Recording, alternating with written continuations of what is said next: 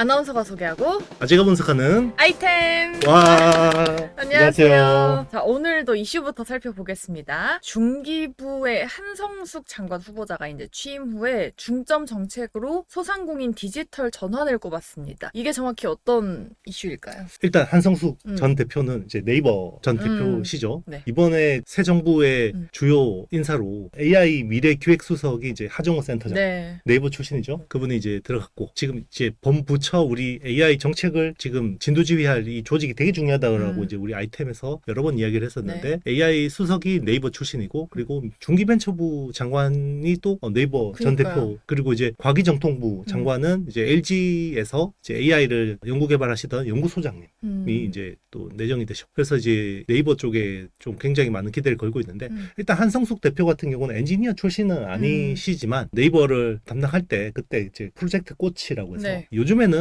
이제 전통시장 살리고 이런 것들이 다 그냥 오프라인 기반보다는 다 온라인 기반이잖아요. 네. 그래서 우리가 항상 O2O, 온라인 투 오프라인, 오프라인 투 온라인 이게 되게 중요한데 플랫폼을 만들어서 이제 중소, 소상공인들을 지원하는 이 원툴로 이제 이렇게 지원하는 그런 것들을 정부 차원에서 하겠다. 뭐 이런 것들 좀 기대를 하고 있는 것 같습니다.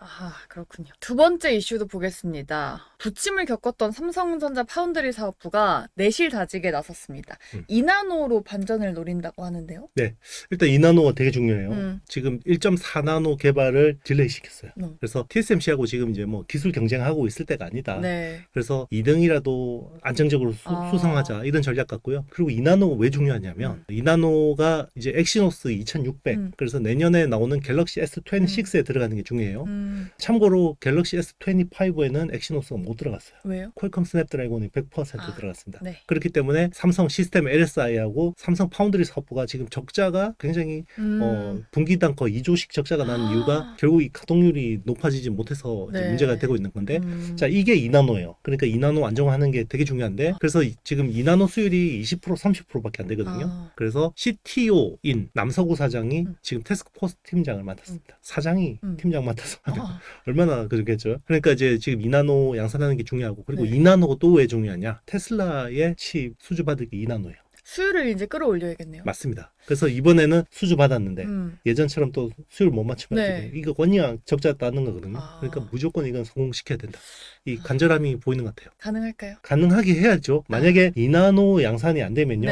지금 정부가 AI 쪽에서 100조 원을 투입하잖아요. 여기서 GPU 5만 장을 쓰지만 엔비디아 GPU 5만 장 쓰고 ASIC을 또 대거 쓰잖아요. 그러면 ASIC이라는 게 퓨리오사 AI나 리벨리온 같은 회사들이 이제 칩을 쓸 텐데 이 파운드를 어디서 하겠어요? TSMC에서 하면 우리 낙수 효과가 적죠. 그러니까 삼성 파운드리 쪽에 맡기려고 하면 정부도 삼성 파운드리 수율이 어느 정도 나와야지 밀어주지. 그렇죠. 수율이 안 나오는데 밀어줄 수가 없죠. 그런 것들이 다 걸려있다고 보시면 됩니다. 삼성 항상 영상 찍을 때마다 삼성이 힘내야 된다 라는 말을 꼭 빼놓지 않고 하게 되네요. 자, 오늘 아이템의 주제는요. 바로 마이크론입니다. 이제 실적이 나왔죠. 실적이 잘 나오긴 했는데 뭐 본장에서는 약보합 그리고 애프터마켓에서는 한 3% 정도 오르다가 살짝 상승분을 반납했습니다. 이런 주가 흐름은 이유가 뭘까요? 일단 장외 4%까지 상승했다가 지금 많이 내려오긴 하는데 지금 전반적으로 시장이 다 빠지는 것 같아요. 그래서 오늘 아침 보니까 한미 반도체가 거의 10% 이상 떴다가 이제 다시 또 이제 한 7%대 상승으로 내려오긴 했는데 특별한 이슈는 안 보여요. 네, 뭐 이게 마이크론의 실적 그 자체 때문에 뭔가 주가가 지금 움직인다기보다는 전반적으로 지금 뭐 매크로 상황이라든지 이런 것들이 좀 영향을 주는 것 같고 이번 실적 자체는 뭐 사실 뭐 괜찮았죠. 네, 뭐 더할 나위 없었습니다. 일단 3분기 실적이죠. 그러니까 3분기 실적이 매출이나 EPS가 시장 예상치보다 훨씬 잘 나왔고 그리고 우리 항상 이야기하는 게 가이던스잖아요. 다음 분기 가이던스도 굉장히 세게 줬어요. 그러니까 가이던스를 좀 걱정했거든요. 왜냐하면 이게 지금 90일 관세 유예 조치 때문에 이게 유예 조치가 끝나면 선재고 땡겨놨던 것들 때문에 수요가 좀 꺾이지 않을까 이제 걱정을 했었는데 가이던스도 세게 줬어요. 그래서 제가 보기에는 뭐 크게 마이크론의 실적에서 뭔가 흠을 잡을 건 없을 것 같고 지금은 이제 그냥 7월에 있는 주요 매크로 이슈들 관세가 이제 90일 유예 조치가 끝나고 그리고 이제 미국의 부채 한도 협상 있잖아요. 이런 이슈들 때문에 이제 시장 전반이 좀 같이 뭐 움직이는 조금 이제 선반영하는 거 아닌가 생각합니다. 이번에 관전 포인트로 꼽혔던 게 HBM4 경쟁력에 관한 거죠. 네네. 아무래도 HBM4 12단 제품을 공급을 했다. 이게 뭐 하이닉스보다 느렸지만 삼성보다는 빨라서 이제 화제였었잖아요. 그렇죠. 뭐 일단은 확실히 삼성은 제친 것 같고 네. 하이닉스랑 격차도 조금 이렇게 줄어들고 있는 건가요? 그 12단에서는 사실 하이닉스가 그동안 독점적인 위치를 누렸지만 이게 이제 좋아진 건 맞는 것 같아요. 그래서 그러면 마이크론이 이렇게 이야기하니까 왜 한미반도체 주가가 오르냐? 네. 마이크론이 올해부터 한미반도체 장비를 대거 썼잖아요. 그래서 수율하고 출하량이 늘어난 게 한미반도체 장비 효과 아니냐? 이렇게 이제 시장에서 보는 것 같고 그게 어느 정도 합리적인 추정이 가능한 것 같습니다. 그래서 일단 그 HBM 쪽이 빠르게 지금 개선되고 있고 전 분기 대비해서 HBM 매출이 50%가 증가했어요. 그래서 올해 연간으로는 60억 달러 정도로 제시를 했는데 60억 달러면 뭐 우리나라 돈으로 한 8조 원 정도 되겠죠. 그러니까 뭐 아직 전체 마켓 시어에서는 올해 한 HBM 시장이 430억 달러 정도로 보고 있거든요. 그러면 한 15% 정도 마켓 시어 정도는 확보할 수 있지 않을까 생각합니다. HBM4가 이제 단가 자체가 높잖아요. 그래서 본격적으로 납품되기 시작하면은 이 메모리 산업의 매출 구조 자체를 바꿀 수 있는 그런 뭐 게임 체인저라고 하던데 뭐 실제로 매출이 뭐 얼마나 많이 성장하는 건가요? 일단 이제 HBM3E 12단 대비해서 얼마나 이게 오르는지가 되게 중요할 것 같은데 일단 HBM3E 대비해서는 지금 프리미엄이 30% 뭐 40% 이야기를 하고 있어요. 그러니까 이 사실 정확한 게는 몰라요. 왜냐하면 공개를 안 해주잖아. 계약 가격을 이야기해주진 않지만 일단 이게 추정으로 보면 일단 ASP가 지금 최대 좋게 보는 쪽은 40%까지 보는 것 같아요. 그러면 당연히 비트당 단가로 치면 당연히 이게 매출이 더 사이즈가 커질 수밖에 없는 거고 HBM4는 이제 내년에 나오는 루빈 칩부터 본격 채택이 되잖아요. 올해가 한 전년 대비해서 한 130% 이상 성장하니까 내년에도 성장률이 올해보다 꺾이긴 하겠지만 성장률은 꺾일 같아요. 그런데 생각보다 우리가 걱정하는 것보다 성장률이 많이 꺾이지는 않다. 그게 ASP 증가 효과가 있고요. 그리고 지금 주요 나오는 칩들이 보면 이번에 AMD가 최근에 주가 흐름이 좋거든요. AMD 주가 흐름이 좋은 게 MI350하고 MI400 이게 이제 지금 시리즈를 공개를 했는데 여기에 그 HBM을 정말 엄청나게 때려 넣었어요. 그래서 기존에 그 192GB 전작이 MI300 시리즈가 192GB였는데 288GB로 늘렸고 288GB 같은 경우는 지금 엔비디아의 블랙웰 울트라하고 동일한 수준이거든요. 그러니까 HBM 수요 측면에서는 굉장히 이제 좋아지고 있는 거고 그리고 이제 주요 그 ASIC 업체들 있잖아요. 뭐 구글의 TPU, 뭐 V7.0이나 아니면 뭐 지금 아마존의 트레이니움 이제 3 같은 칩들도 기본 192GB 정도 보는 것 같아요. 그 소캠이 HBM 대항마로 떠올랐잖아요. 근데 엔비디아가 소캠 공급사로 마이크론을 가장 먼저 선택을 했고 마이크론 입장에서는 HBM 말고 매출원이 하나 더 생긴 건데 그럼 앞으로는 HBM 비중이 좀 줄어들면서 소캠 비중이 높아질까요? 아니면 좀 그대로 가는 걸까요? 일단 소캠이 아직까지도 뭐 의미 있는 마켓 그러니까 비중을 차지하기는 쉽지 않을 것 같아요. 이제 막 이제 들어가기 시작한 거고 그리고 이제 그 우리 워크스테이션이라고 하잖아요. 기업용 PC 쪽에 쓰이는 이제 개인용 슈퍼컴퓨터라고 하는데 그게 이제 뭐 스파크였죠. 이제 원래 처음에 프로젝트 디지츠라고 이제 공개를 했는데 이제 그게 DGX 스파크라고 이제 그 네이밍이 됐고 그리고 이제 제일 사용처 큰 게 그 베라 루빈이잖아요. 그러니까 원래는 블랙웰 울트라 GB300에 이제 그레이스 CPU 주변에 소캠이 들어가기로 했는데 이게 지연됐어요. 왜냐하면 블랙웰을 물량을 많이 밀어내야 되기 때문에 구조를 쉽게 한다고 했잖아요. 그래서 기존에 원래 코델리아 구조로 바꾸기로 했던 거를 그냥 기존의 비앙카 구조로 하기 때문에 요거를 그냥 LPDDR로 기존 범용 메모리로 CPU 쪽에 메모리는 그렇게 하기로 했고 이제 베라 루빈 나오면서 이제 베라 CPU 주변에 소캠을 이제 모듈 4개 쓰기로 했거든요. 그러니까 마이크론 입장에서는 조금 이제 안타깝죠. 왜냐하면 빨리 들어갔으면 이제 선점해서 약간 그런 걸 누릴 수 있었을 텐데 베라로 지연되면서 사실 하이닉스도 이거 굉장히 공격적으로 치고 들어갈 거거든요. 그러니까 일단 그런 부분에서는 우리나라 입장에서는 나쁘진 않다. 구도가. 그렇게 보고 있어요. 근데 이제 HBM만으로 부족하고 소캠까지 병행해야 되는 시기가 맞잖아요.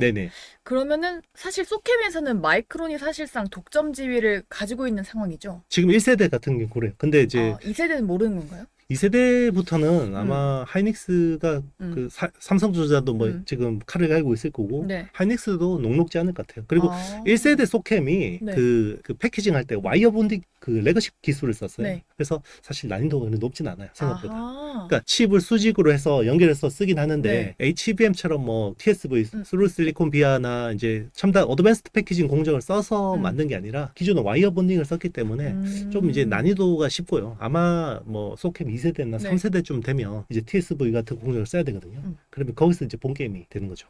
아하. 근데 일단은 마이크론의 호실적에 따라서 하이닉스랑 삼성에 대한 기대감도 커지잖아요. 네네. 근데 HBM 수요가 강했다는 거를 보면은 하이닉스에 더 강한 기대감이 있어요. 그러면은 D램 출하가 늘었다는 걸 보면 또 삼성한테 이제 호재로 볼 수도 있는 건가요? 일단 지금 우리가 B2B하고 B2C를 이제 약간 좀 발라서 봐야 되는데요. B2B는 사실 지금 AI 서버 쪽이 제일 메인이잖아요. 그러니까 AI 서버는 지금 뭐 크게 걱정할 게 없어요. AI 서버 쪽 워낙 좋으니까. 그럼 이제 논 AI라고 하는 게 결국은 지금 스마트폰이나 PC 같은 그죠? 내구 소비재 쪽이잖아요. 근데 내구 소비재 쪽은 아무래도 관세 영향 때문에 미리 재고를 땡겨놓은 영향이 클 것 같아요. 그래서 저는 이게 4분기에 수요가 굉장히 걱정이 되거든요. 근데 SK하이닉스 같은 경우는 지금 AI 쪽이 매출 비중이 절반 이상이에요.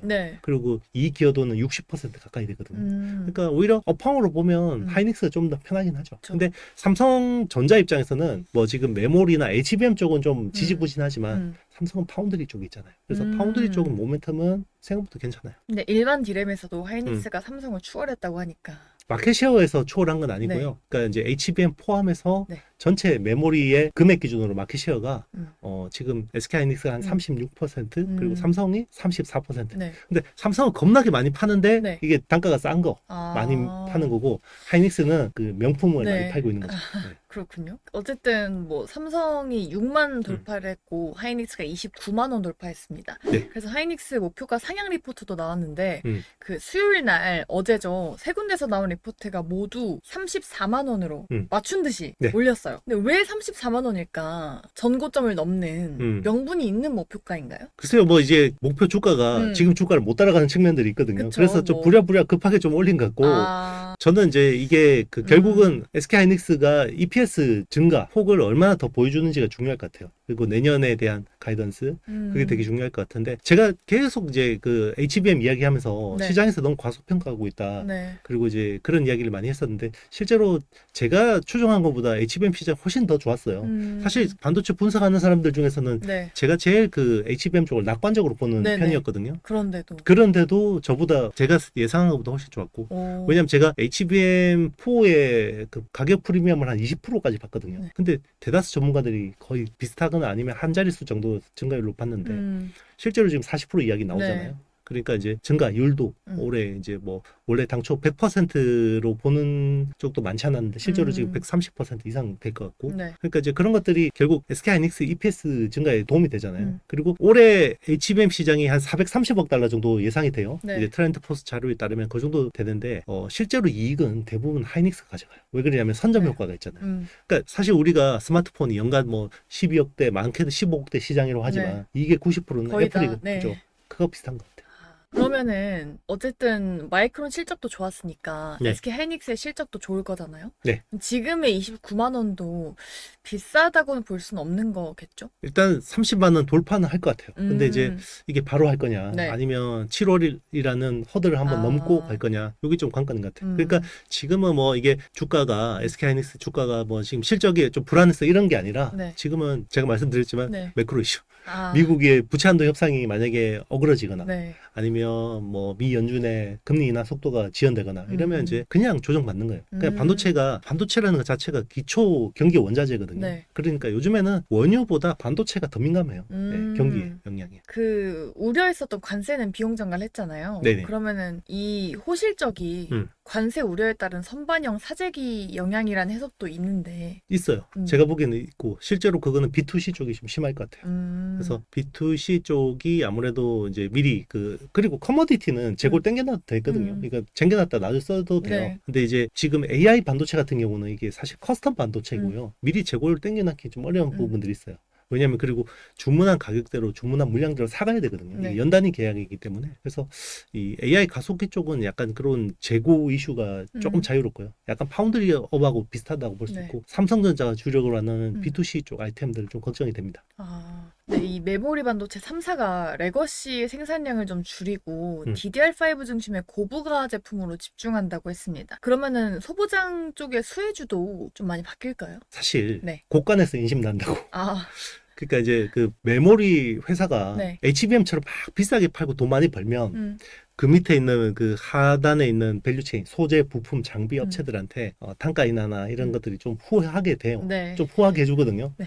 근데 이제 그 최종재 그 마진이 점점 박해지면 약간 쪼우죠. 그러니까 보통 CR이라고 하는데 코스트 리덕션. 그러니까 이제 단가 인하를 좀 하는 거거든요. 네. 그거에 따라서 조금씩 달라질 수 있는 거죠. 네. 그래서 약간 그 DDR5 같은 경우는 네. 생각보다 우리가 당초 DDR4에서 DDR5 전환될 때보다 기대했던 것보다 프리미엄이 약해요. 왜냐하면 DDR5로 전환하면서 DDR5의 프리미엄도 생기고 DDR4에서도 사실 예전에 우리 CRT라는 모니터가 네. LCD로 전환될 때 네. CRT 만들던 회사가 나중에 막 대박이 났거든요. 왜냐하면 다 LCD로 전환하면서 그래도 CRT가 필요한 회사들이 있잖아요. 이게 이제 그런 식으로 이제 DDR5로 전환돼도 네. DDR4에서도 돈을 벌어야 돼요.